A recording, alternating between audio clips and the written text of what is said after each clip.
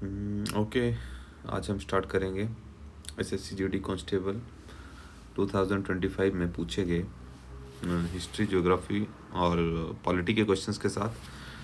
कल हमने डिस्कस किए थे हिस्ट्री के क्वेश्चंस। ओके, आज हम कुछ मिक्स क्वेश्चंस लेंगे। हिस्ट्री का क्वेश्चन है, which organization was found by B R Ambedkar to promote the rights of Dalits. Dalit के राइट्स को प्रमोट करने के लिए अम्बेडकर जी ने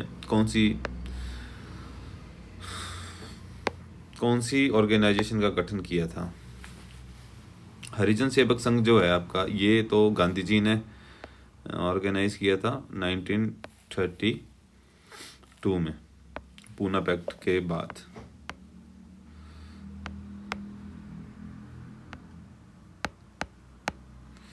क्योंकि पूना पैक्ट भी 1932 में हुआ था। थर्ड राउंड टेबल कॉन्फ्रेंस भी 1932 में हुई थी। गांधी जी ने कौन सी राउंड टेबल कॉन्फ्रेंस अटेंड की थी 1931 में, सेकंड राउंड टेबल कॉन्फ्रेंस। और इस टाइम जो गवर्नर जनरल थे वो थे लॉर्ड इरविन, और ब्रिटिश के जो पीएम थे, ब्रिटेन के पीएम थे इस टाइम रैमसे मैकडोनाल्ड।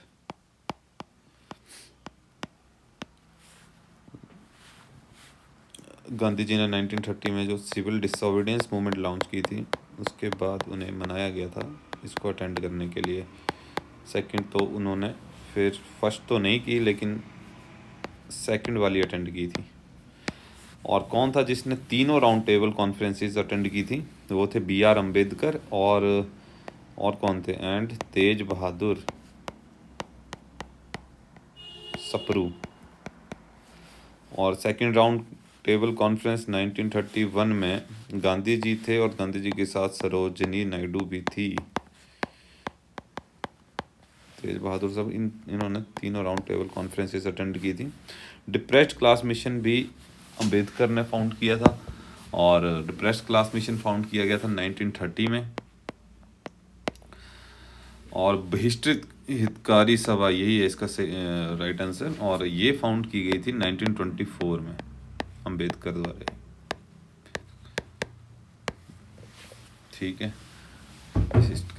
हितकारनी सभा। हरिजन सेवक संघ जैसी किसी ऑर्गेनाइजेशन का गठन अम्बेडकर ने नहीं किया था।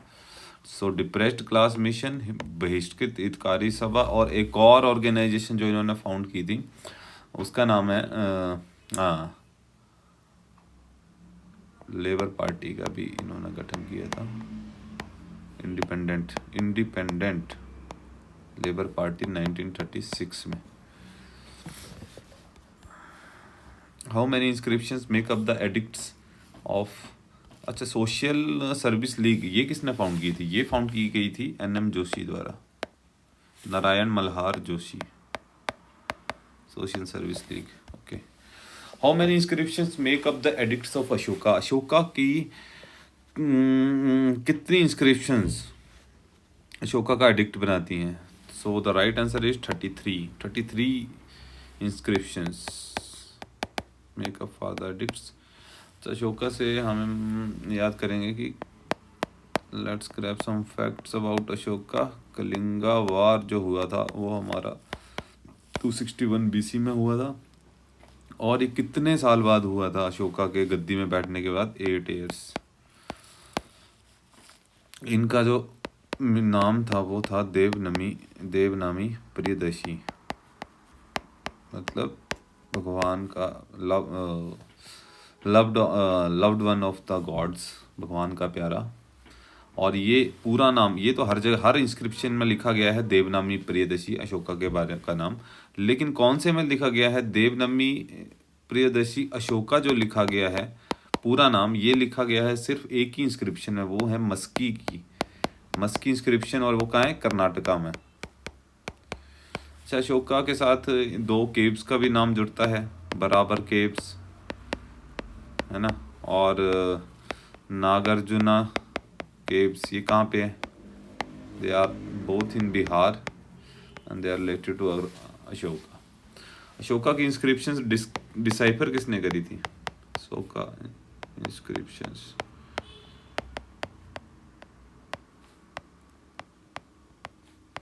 डिसाइफर की गई थी, ये थे अपने जेम्स प्रिंसेप 1938 में। Which of the following organizations was started by Pandita Ramabai Saraswati 1882? ये थी आपकी आर्य महिला समाज, बॉम्बे। 1875 में स्वामी दयानंद ने आर्य समाज की स्थापना की थी। He was basically against the idol worshipping। और दयानंद सरस्वती ओरिजिनली कहाँ बॉर्न हुए थे, होम टाउन कहाँ था इनका? था गुजरात में। और इनका नाम क्या था आप बताएंगे? मूल शंकर इनका नाम था। और दयानंद सरस्वती द्वारा कौन सी बुक लिखी गई थी? सत्यार्था प्रकाश। ठीक है। Generally what portion of the crop was collected at tax by the state during the Mahajanapada period? Mahajanapada में कितने जनपद थे? 16, जिनमें सबसे पावरफुल कौन था? मगध एम्पायर। मगध के एक फेमस रूलर कौन हुए? चंद्रगुप्त मौर्य, मौर्यन डायनेस्टी के फाउंडर। ओके, तो इसमें से कितनी पोर्शन क्रॉप की एज अ टैक्स देने पड़ती थी?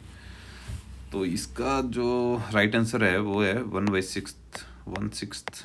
आसान क्वेश्चन था बेसिकली, अगर आपको रिमेंबर याद होता कि कितना, डायरेक्ट क्वेश्चन था, मतलब अगर याद था तो ठीक है, अदरवाइज इसमें बहुत मुश्किल हो जाता गेस करना। 1/6 portion of the crop. Okay, which dynasty succeeded the Mauryan empire को? मौर्यन एम्पायर के जो लास्ट रूलर थे उनका नाम था बृहदर्थ। और उनको उनके जो he was killed by one of his ministers, पशुमित्र Sunga, जिन्होंने जो फाउंडर बना सुंगा डायनेस्टी का। और सुंगा डायनेस्टी का लास्ट रूलर कौन था? देवभूति सुंगा। और उसको भी किल किया उसके ही मिनिस्टर ने, क्या नाम था उसका? कनवा तो उसने डायनेस्टी फाउंड की थी, लेकिन जो मिनिस्टर था उसका नाम था वासुदेव। ओके, कुशांस के बारे में कल हम पढ़ ही चुके हैं।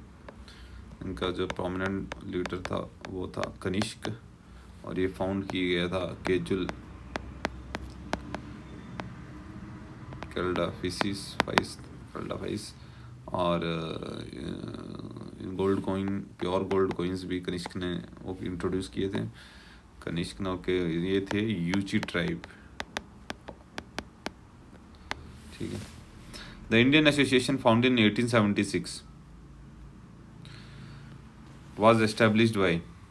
इंडियन एसोसिएशन 1876 फाउंड की गई थी सुरेंद्र नाथ बनर्जी और आनंद मोहन बोस द्वारा, जो बाद में जिन्होंने इंडियन नेशनल कांग्रेस को भी ज्वाइन किया था एज मॉडरेट्स।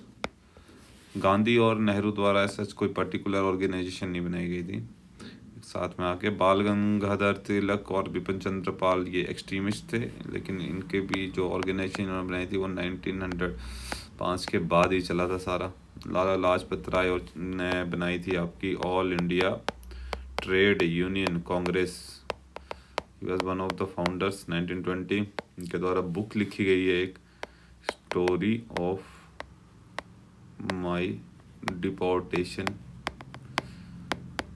उनको जब जेल भेजा गया था। और एक और न्यूज़पेपर कौन सा लिखा गया था उनके द्वारा? वंदे मातरम। चेतनंजन दास, सीआर दास भी इन्हें बोला जाता है। इन्होंने मोतीलाल नेहरू के साथ मिलके स्वराज पार्टी बनाई थी। ठीक है। और कौन से? गया सेशन के बाद, क्योंकि नॉन कॉपरेशन मूवमेंट के दौरान चौरा चौरी इंसिडेंट हुआ था। उसके बाद गांधी जी ने ये मूवमेंट छोड़ दी। उसके बाद इन्होंने स्वराज पार्टी बनाई। तो सही आंसर है सुरेंद्रनाथ बनर्जी, आनंद बोस। बाल गंगाधर तिलक द्वारा होम रूल लीग बनाई गई थी 1916 में पुणे में। वैसे ही एनी बेसेंट थी, उन्होंने भी होम रूल लीग की स्थापना की, लेकिन वो थी मद्रास में। इनके द्वारा 2 न्यूज़पेपर भी लिखे गए थे, महारथा इंग्लिश में और केसरी मराठी में। ठीक है। इन्हें बाल गंगाधर तिलक को एक और नाम से बोला जाता था, लीडर ऑफ इंडियन अनरेस्ट। ये किसने बोला था इनको लीडर ऑफ इंडियन अनरेस्ट? ये थे वैलेंटिनो चिरोव। ठीक है, अभी कुछ पॉलिटी के क्वेश्चंस ले लिए जाएं, ज्योग्राफी क्वेश्चन लेते हैं पहले। A geographic region that has separate but similar ecosystems characterized by a distinct climate। मतलब एक geographic region, ठीक है, उसमें सिमिलर जिसमें सेपरेट है, मतलब एक यहाँ है इक्वेटर पे, एक पोल पे, separate similar but separate ecosystems, मतलब ये हैं अलग अलग दूर दूर, लेकिन इनमें जो इकोसिस्टम्स हैं वो सिमिलर हैं। ठीक है। और डिस्टिंक्ट क्लाइमेट डिफरेंट है। वैसे ही इक्वेटर में ये पोल्स पे क्लाइमेट तो डिफरेंट हो गई। अच्छा, इकोसिस्टम तो यही यूज़ होगी टर्म, ये तो मतलब बनता नहीं वैसे इकोसिस्टम का इसमें आने का। बायोस्फीयर जो होता है आपका, बायोस्फीयर में हाइड्रोस्फीयर वाटर, लिथोस्फीयर लैंड, और ये एटमॉस्फेयर, इसका जो मिलन होता है ये आपका बनता है बायोस्फीयर। ऑर्गेनिज्म तो एक ऑर्गेनिज्म सिंगल, तो इसका जो सही आंसर है यार वो है बायोम। बायोम टुंड्रा बायोम, और आगे आपका टुंड्रा के साथ कॉनिफॉरस, इस तरह के मतलब रीजन अलग अलग है, लेकिन उनमें जो क्लाइमेट और क्लाइमेट भी डिफरेंट है, लेकिन इकोसिस्टम एक जैसा है। इकोसिस्टम जो आपकी टर्म है वो किसने दी थी? दी गई थी तांसले द्वारा। और इकोलॉजी किसने दी थी? इकोलॉजी दी थी आपकी अर्नस्ट हैकल ने।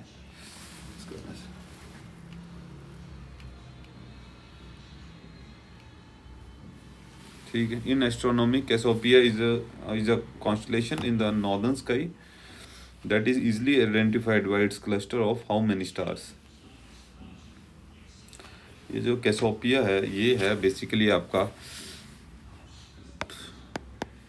5 स्टार का कलेक्शन है। ये डब्ल्यू शेप में होता है, 1 2 3 4 5, डब्ल्यू, या इसको आप एम शेप में भी कर सकते हैं। और कैसोपिया के साथ जैसे आपके काफ़ी ज़्यादा कॉन्स्टलेशन हैं और भी हैं, उर्सा मेजर, हंटर है, तो ये आगे 5। ठीक है। What is the raised area of land submerged in a particular river और lake called? Raised area of land submerged in a particular area of particular river और लेक। अच्छा, ये आगे जैसे एक लैंड है, ये बीच से रिवर जा रही है, ये एरिया आपका थोड़ा ऊपर को उठा हुआ होगा, यहाँ से भी उठा हुआ होगा बीच से। तो ये बोल रहा है कि इस रीजन को क्या बोलते हैं? Raised area of land submerged in a particular river और लेक इज कॉल्ड। रिजर्वायर होता है जहाँ पे वाटर कलेक्ट किया जाता है, जैसे आपका गोविंद पंत, गोविंद बल्लभ पंत सागर डैम है, इंडिया का सबसे बड़ा रिजर्वायर, ये आपका यूपी में। ओके। और ये मतलब मैन मेड होगा, आर्टिफिशियल होता है। और एस्चुरी होता है। एस्चुरी और डेल्टा में क्या डिफरेंस है? एस्चुरी जो है वो आपकी वेस्ट साइड फ्लोइंग रिवर्स जो हैं वो फॉर्म करती हैं। डेल्टा जो आपकी हिमालयन रिवर्स और जो ईस्टर्न फ्लोइंग रिवर्स हैं, इधर डेल्टे बनते हैं। अच्छा, एस्चुरी वहाँ बनता है जहाँ पे रिफ्ट वैलीज के रिवर निकलती है, और जहाँ जो इसने अपना सेडिमेंट्स वगैरह डिपॉजिट करना होता है, वो एरिया जो होता है वो उतना मतलब प्लेन नहीं होता कि वो अपना प्रॉपर डिपॉजिट कर सके। जैसे जो हमारे वेस्ट बंगाल या इधर के जो डेल्टा हैं, गंगा बनाती है, गोदावरी बनाती है, कृष्णा बनाती है, तो अपने डिपॉजिट करके ये डेल्टा बनते हैं। इधर रिफ्ट वैलीज हैं, और वेस्टर्न घाट की टोपोग्राफी भी इस तरह की है, रिट्रीटिंग एरिया है वेस्टर्न घाट, तो इसमें एस्चुरी बनती है। एस्चुरी में क्या होता है कि एक सेडिमेंट्स प्रॉपर तरह से डिपॉजिट नहीं होते हैं और रिवर बिखरती बिखरती आगे जाके समुद्र से मिल जाती है। तो रिजर्वायर नहीं होगा इसका, एस्चुरी नहीं होगी, डेल्टा भी नहीं होगा। इसका जो आंसर होगा वो होगा आपका वाटरशेड। वाटरशेड, ये मैं आपको बता रहा था, ये रिवर जा रही है, ये वाटरशेड बनेगा, साइड से रिवर बनाती जाएगी। When trapped water in an aquifer is surrounded by layers of impermeable rock or soil, when trapped water in an aquifer is surrounded by layers of impermeable rock or soil which exerts positive pressure on the water, it is known as, okay, एक्यूफायर क्या होता है? एक्यूफायर होता है जो आपका water trap हो जाता है रॉक्स के बीच में, दो रॉक के बीच में जो वाटर ट्रैप हो उसे बोलते हैं हम एक्यूफायर। ठीक है। अच्छा, अगर ये कन्फाइंड है वाटर तो ये पॉजिटिव प्रेशर एक्सर्ट करेगा। जैसे आपका बोरवेल किया है ना, यहाँ बोरवेल किया और ये जो पानी ट्रैप हो गया बाहर आ जाएगा, तो ये हो जाएगा आपका कन्फाइंड एक्यूफायर। और जो अनकन्फाइंड होगा वो आपका नेगेटिव प्रेशर, जैसे ये अनकन्फाइंड है, ये है नेगेटिव प्रेशर एक्सर्ट करेगा। तो जो अनसेचुरेटेड, पर्ज्ड और ये तीनों अनकन्फाइंड है, ये आपका कन्फाइंड है, यही पॉजिटिव प्रेशर एक्सर्ट करेगा। तो right answer is artesian aquifer. Which of the following generally form at the upper part of a river. उससे पहले मैं आपको ये बताऊंगा कि ऑक्सबो लेक जो है, इंडिया की ऑक्सबो सबसे बड़ी लेक कौन है? वो है कन्वर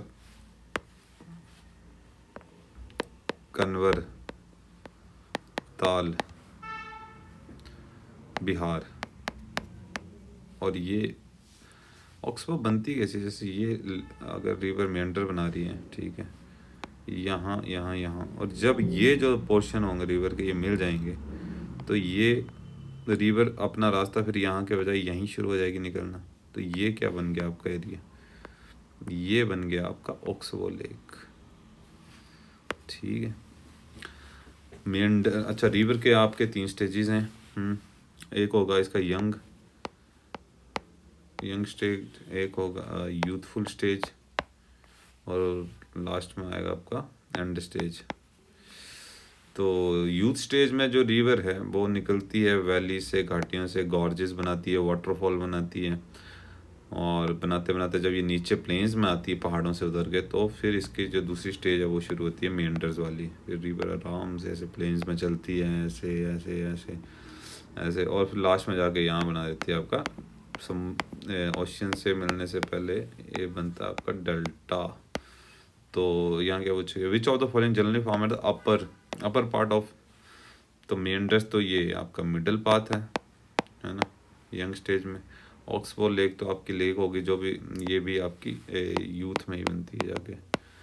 फ्लड प्लेन्स आपके भी यूथफुल स्टेज में बनते हैं मेंढर्स के साथ, या फिर डेल्टा के एंड स्टेज में। तो राइट आंसर गॉर्जेस और वैलीज और वाटरफॉल्स ये बनते हैं आपके अपर पार्ट ऑफ रिवर में। अच्छा, कौन सी रिवर है जो अपने यंग मतलब स्टार्टिंग स्टेज में ही मेंढर्स बनाती है? मेंढर्स इन यंग स्टेज, ये बनाती है झेलम। ठीक। अच्छा, दूसरा, ये जो पेरिनियल रिवर है ना, हिमालय रिवर जो हैं जो नदन में फ्लो होती हैं, हिमालय रिवर्स, ये बनाते हैं आपके ये होती हैं आपकी पेरिनियल रिवर्स। मींस इनमें water through out the air रहता है, और इनका जो सोर्स होता है वो होता है आपका ग्लेशियर। इसलिए पानी जो वाटर है थ्रू आउट द एयर रहेगा। और जो नॉन पेरिनियल रिवर्स हैं, जो साउथ की रिवर्स हैं, खासकर पेनिनसुलर रिवर्स, वो होती हैं आपकी, उनका जो पानी का सोर्स होता है वो मानसून रेनफॉल। तो ये water through out the air नहीं भी होता है इन रिवर्स में। फिर एक आती हैं आपकी एंटीसीडेंट्स रिवर्स, एंटीसीडेंट रिवर्स, यार स्पेलिंग इसकी ये नहीं होगी, एंटीसीडेंट रिवर,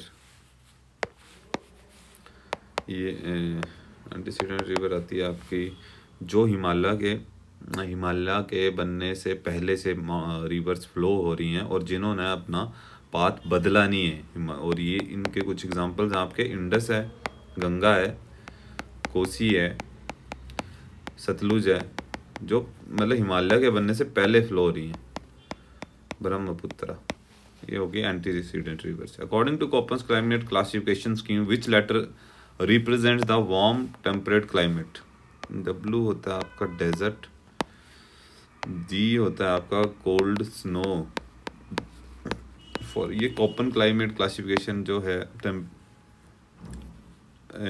क्लाइमेट जोन्स की, ये मैं आपको बता ही देता हूँ। चलो इसमें कुछ अल्फ़ाबेट्स होते हैं, A B C D E।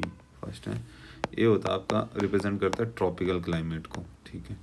B represent करता है आपका ड्राई क्लाइमेट को, dry temperature, dry climate, okay. C आगा आपका वार्म टेम्परेट, मतलब ये जो ट्रॉपिक ऑफ कैंसर है ना, ये इंडिया का मैप है जैसे, और ये ट्रॉपिक ऑफ कैंसर है, मान लो ये ट्रॉपिक ऑफ कैंसर है, ये आपकी इक्वेटर है सपोज, ये टॉपिक तो ये है, ये जैसे ये जो अगर ये टॉपिक ऑफ कैंसर है, इसके जो साथ वाला क्लाइमेट है इसको बोलते हैं वार्म टेम्परेट क्लाइमेट, मतलब ये बहुत ऊपर तो ये टेम्परेट होगा, ट्रॉपिक ऑफ कैंसर है। इससे जो ऊपर जाके होगा ये सारा हिमालयस के पास, ये तो टेम्परेट क्लाइमेट होगा, ठीक है। लेकिन जो बिल्कुल साथ साथ में है इसे हम बोलेंगे वार्म टेम्परेट क्लाइमेट। यहाँ पे यूपी वाला एरिया भी आप कंसिडर कर सकते हो, ठीक है। उसके बाद आया आपका डी होता है कोल्ड स्नो फॉरेस्ट, और ई होता है आपका टुंड्रा फॉरेस्ट, जैसे जम्मू कश्मीर हो गया, अरुणाचल हो गया, जहाँ बिल्कुल बर्फ़ और ठंडा एरिया है एकदम। अच्छा, इसके बाद छोटी क्लासिफिकेशन जो होती हैं वो होती है एस और W छोटा, small S small W, summer dry, इसको बोलते हैं समर ड्राई। ये छोटा W आ गया आपका विंटर ड्राई, कैपिटल W आ गया आपका डेजर्ट, ये इम्पोर्टेंट है। और एक और आ गया आपका F आ गया फुल रेन, आप याद कर सकते हो, फुल रेनफॉल, जहाँ मतलब टॉप रेनफॉल होती है बहुत ज़्यादा, ठीक है। Tura is situated on which hill which comes under the mild extremely humid agro climatic zone. Tura hill station पूछा गया आपका कहाँ स्थित है, जहाँ पे है माइल्ड एक्सट्रीमली हमीड, मतलब काफ़ी बारिश वगैरह भी होती है, और एग्रो क्लाइमेटिक जोन है। ये आपके देखो मेघालय में स्टेशन है, मेघालय के 3 जिला, गारो, खासी और जैंतिया। ये खासी हिल्स में आपका सिचुएटेड है मेसोरनम, जो कि है सबसे रेनिएस्ट प्लेस, और जो तूरा यहाँ है गारो हिल्स पे, ठीक है। What is the drainage pattern of the reverse? अच्छा, मेघालय के नाम से कुछ और याद आया, मेघालय के नाम से सबसे ज़्यादा इंडिया में 2011 के सेंसस के अकॉर्डिंग सबसे ज़्यादा highest decadal growth rate of population आया।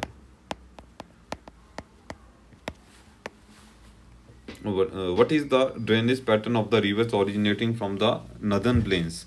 नदर्न प्लेन्स से जो रिवर ओरिजिनेट होती हैं उनका ड्रेनेज पैटर्न क्या है, ठीक है।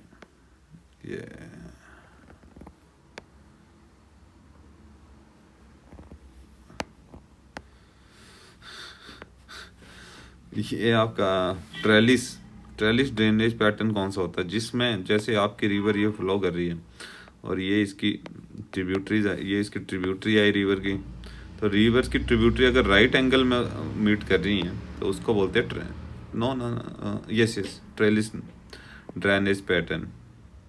वो मैं डेंड्रेटिक के साथ इसको कंफ्यूज कर रहा था। तो ये आगे आपके जैसे राइट एंगल्स में अगर मीट हो रही है, इसको बोलेंगे आप ट्रेलिस। ओके। और जो रेडियल पैटर्न है, जैसे ये अमरकंटक प्लेट्यू है, यहाँ से कौन सी रिवर है, नर्मदा है आपकी एक, और दूसरी आपकी निकलती है सोन रिवर। तो जब एक ही एरिया से 2-3 रिवर्स ऐसे ओरिजिनेट होती हैं, थोड़ा सा हाई प्लेट्यू होता है, ये होता है, और यहाँ से जब 2-3 रिवर्स निकलती हैं एक ही एरिया से, तो उसको हम बोलते हैं रेडियल पैटर्न। और ये आपका शो करता है अमरकंटक प्लेट्यू एमपी में।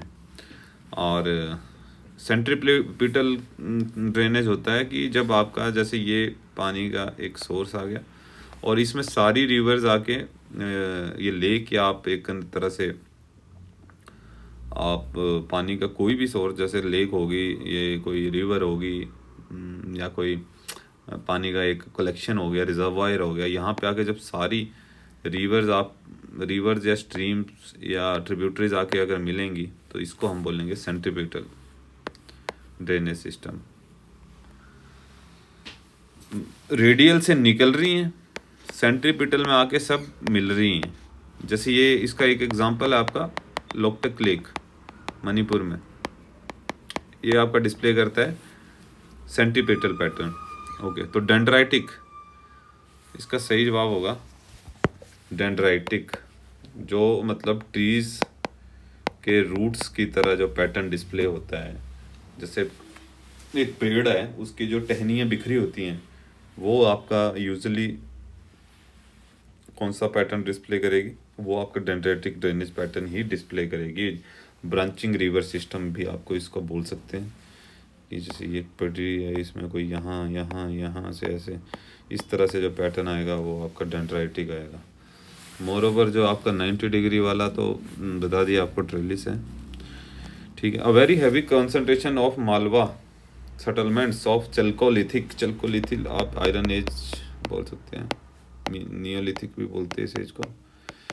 Concentration of Malwa settlements of chalcolithic period was found in the, अच्छा इसमें आपको ये पहले मालवा प्लेट्यू पता होना चाहिए, तो ये फिर बिल्कुल आसान क्वेश्चन था अगर आपको मालवा प्लेट्यू के बारे में थोड़ा सा भी डिस्प्ले होता। ये आपका ये रीजन है मालवा प्लेट्यू वाला। तो मालवा प्लेट्यू में वैसे एक ही नदी जो है वो अपना बेसिन बनाती है, और वो नर्मदा, क्योंकि गंगा आपका नदन में फ्लो करती है, महानदी आपकी ईस्ट की तरफ को है, इस साइड को, इंडस भी आपकी यहाँ से नॉर्थ साइड को निकलती है। तो a very heavy concentration Malwa settlements was according to Narmada के आसपास ही था, तो नर्मदा बेसिन, ठीक है। एक और क्वेश्चन यहाँ से ले लेते हैं। The oceanic crust is mostly made of different types of basalt which x tends how many kilometres beneath the ocean floor. बात ऐसी है कि जो आपका लैंड है उसकी जो रॉक है वो है ग्रेनाइट की, और जो ओशियन है उसका क्रस्ट है बसाल्ट का, ठीक है। और जब बसाल्ट है ये आपकी बोल रहा है कि कितने किलोमीटर है ओशन फ्लोर के नीचे, इसकी रेंज मानी जाती है 5 से 10 किलोमीटर ओशन से नीचे, ठीक है। अब लेते हैं पॉलिटी के क्वेश्चंस, कुछ कर लिए जाएं। Who among the following authorities act as the vice chairman of the concerned journal council on a rotation basis for a period of 1 year? Which among the following authorities act as the vice chairman? अच्छा, इनमें से कौन सा है जो vice chairman act करता है concern zonal council का ऑन रोटेशन बेसिस, मतलब एक साल अगले साल कोई और होगा, एक साल कोई और होगा। तो जो पहले हम इसमें कंसिडर करते हैं इंटर स्टेट काउंसिल, ठीक है, जिसके हेड होते हैं हमारे पीएम, और ये बनाई गई थी 1990 में Sarkaria commission inter state relation के तहत। सरकारिया कमीशन के ने अपनी रिकमेंडेशन दी थी, और ये कमीशन बना था 1983 में, और इसका जो हेड होता है वो पीएम होता है। ओके, फिर इसके ही बेस पे एक जोनल काउंसिल बनती है, इंटर स्टेट जोनल काउंसिल। ये बनी थी आपकी, नहीं इसके बेस पे नहीं बनती, ये डिफरेंट है, ये है आपकी एक क्या बोलते हैं उसको, कॉन्स्टिट्यूशनल बॉडी है inter state council, constitutional body. इसमें पीएम हेड होता है, और पीएम के साथ 6 कैबिनेट मिनिस्टर होते हैं, मिनिस्टर्स, और हर CM ऑफ एवरी स्टेट, और जहाँ यूटी है वहाँ पे होगी आपकी लेफ्टिनेंट गवर्नर होगा। ठीक है। अच्छा, जो जोनल काउंसिल बनी थी ये है अपनी 5 जोनल काउंसिल। इसका जो हेड होता है जोनल काउंसिल का वो होता है होम मिनिस्टर। और जोनल काउंसिल बनी थी आपकी state reorganisation act 1956, Fazal Ali commission. इसके अकॉर्डिंगली बनी थी, और इसके अकॉर्डिंगली 5 बनी थी, नॉर्थ, साउथ, ईस्ट, वेस्ट और सेंटर। और जो नॉर्थ ईस्ट काउंसिल बनी थी वो बाद में बनी थी 1972 में। ठीक है। तो इसमें क्या है कि इस होम मिनिस्टर आपका हेड आ गया, और जो जो आपका वाइस चेयरमैन है वो हर एक स्टेट से एक CM को बनाया जाता है 1 साल के लिए, फॉर 1 ईयर ड्यूरेशन। तो right answer is CM। Governor तो आपका नॉमिनल हेड ऑफ स्टेट आ गया, DGP तो पुलिस से आ गया। ठीक है। गवर्नमेंट ऑफ इंडिया एक्ट 1935 में कितने शेड्यूल्स थे? गवर्नमेंट ऑफ इंडिया एक्ट 1935 कल हमने डिस्कस किया था। वाइट पेपर एक्ट 1933 से बना था, और इसी से RBI का भी गठन हुआ था। और इसमें जो शेड्यूल्स थे वो थे पहले 10 शेड्यूल्स, और अब कितने हैं? 12 प्रेजेंट में। और ओरिजिनली थे 8 शेड्यूल। और 8वां शेड्यूल कौन सा? 8th शेड्यूल ऑफिशियल लैंग्वेजेस, जो पहले 14 हुआ करती थी, लेकिन अब हो गई हैं अमेंडमेंट्स के बाद 22 इन टोटल। और 9th शेड्यूल भी ऐड हुआ है आपका 1951 में, फर्स्ट अमेंडमेंट से। फिर आपका, अरे जगह कम बची, 10th शेड्यूल क्या बोलता है? Anti defection, yes, anti defection law, ये हुआ है 61 अमेंडमेंट 1985 से। फिर 11th शेड्यूल आ गया आपका, और 12th आ गया 11th related to village panchayat, 73 amendment 1992। और 12th आ गया म्यूनसिपैलिटीज़, 12th आ गया म्यूनसिपैलिटी, और ये बना आपका 74th अमेंडमेंट 1992। ठीक है। In which year was the Indian Press Act, a law that granted the government extensive powers to control the press in India, passed? Question वाला बोल रहा है कि कौन से ईयर में इंडियन प्रेस एक्ट पास हुआ था? Law that granted the government, जिसने गवर्नमेंट को एक्सटेंसिव पावर्स दिए प्रेस को कंट्रोल करने के लिए, ये पास हुआ था 1910 में। इससे पहले पास हुआ था मैटक्लेफे एक्ट। मैटक्लेफ कौन थे? इनको बोला जाता है, ये गवर्नर जनरल थे, इनको बोला जाता है liberator of Indian press, liberator of Indian press भी बोला जाता है। और मैटक्लेफे ने government of India press act of India, government of India press act पास किया था 1835 में, और इंडिया प्रेस एक्ट पास हुआ 1910 में। ठीक है। Which of the following rights is consider as a component of the right to life and personal liberty? ये आता है आपका आर्टिकल 21 में, और आर्टिकल 21 है आपका right to privacy, right to property, article 300A, जो सिर्फ अब एक लीगल राइट है। पहले ये था फंडामेंटल राइट। कौन से आर्टिकल में था ये, जिसको अबॉलिश कर दिया गया है? आर्टिकल 31 में था, जिसको हटाया गया 44th अमेंडमेंट 1978 मोरारजी देसाई के टाइम पे। ठीक है। राइट टू इक्वालिटी 14, 15, 16, 17 और 18, 5 article. 14 equality before law, 15 equality no discrimination. ठीक है। 16 आया आपका equal opportunity in public employment. 17 है आपका नो प्रोहिबिशन और अबोलिशन ऑफ अनटचेबिलिटी, और 18th है आपका एबोलिशन ऑफ टाइटल्स। ठीक है, ठीक है। राइट टू प्राइवेसी वैसे भी एक बहुत बड़ा राइट है, आर्टिकल 21, और इसी के अंदर आर्टिकल 21A में राइट टू एजुकेशन भी डाला गया है, कि अब वो डाला गया था आपका 86th अमेंडमेंट आर्टिकल 21A 2002 में, कि 6 से 14 साल के बच्चों को राइट टू एजुकेशन है, पढ़ाना पड़ेगा, वो फंडामेंटल ड्यूटी भी है ये पेरेंट्स की। ठीक है, उसके बाद right to freedom of speech, ये आपका आर्टिकल 19 में है। ठीक है, so the right answer, if national emergency is in place under article 352, then the parliament can extend the term of legislative assemblies for। अच्छा, एक और बात बताइए, अच्छा इसी में कैसे, अगर नेशनल इमरजेंसी चली है तो आपके कौन से फंडामेंटल राइट्स हैं जो कभी भी नहीं ख़त्म होते, वो हैं आर्टिकल 20 और 21। 21 आपका right to life, right to privacy आ गया, और आर्टिकल 20 इसमें 3 है। एक तो नंबर 1 है आर्टिकल 20A में आपका कि आर्टिकल 20A बोलता है आपका, ये है एक्चुअली बेसिकली कि अगर आपको 20A में है आपको पनिश नहीं किया जा सकता आपके क्राइम से, मतलब आपके क्राइम के अकॉर्डिंग ही आपको सज़ा मिलेगी, उससे ज़्यादा नहीं मिल सकती। दूसरा बोलता आपका कि आपको अपने ही अगेंस्ट आपको अपने ही अगेंस्ट विटनेस नहीं बनाया जा सकता ज़बरदस्ती। ठीक है, और सी बोलता है आपको कि जितना एक क्राइम के लिए 2 बार पनिशमेंट नहीं हो सकती, एक क्राइम के लिए एक ही बार पनिशमेंट मिलेगी, 2 बार नहीं मिल सकती। और ये बोलता है आपका कि आपको जो क्राइम किया उसकी उतनी ही, उससे ज़्यादा नहीं मिल सकती। ठीक है,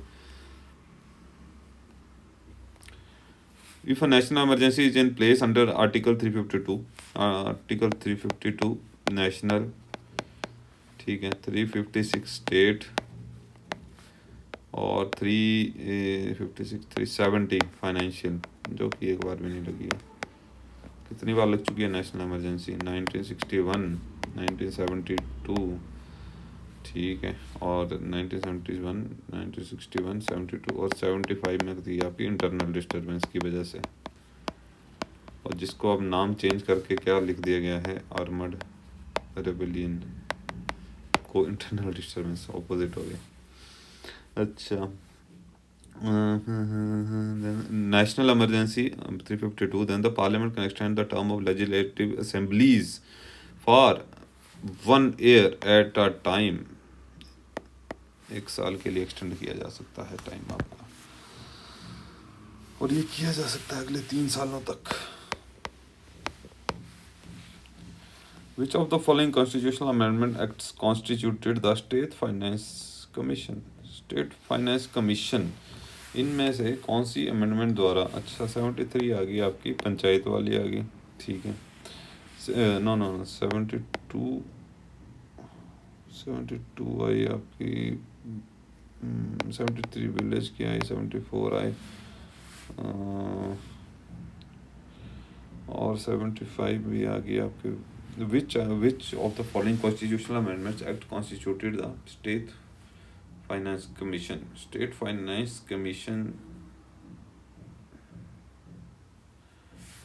को आपका, हाँ okay okay okay okay okay okay, ये आपका 73rd में ही जब विलेज पंचायत बनाई गई थी, उसी के साथ आपका 73rd अमेंडमेंट में ही स्टेट फाइनेंस कमीशन को भी लाया गया था, और ये है आपका under article 380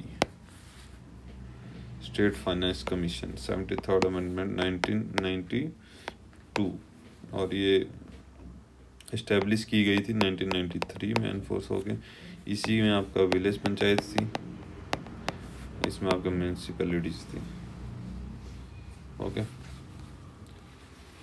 so thank you.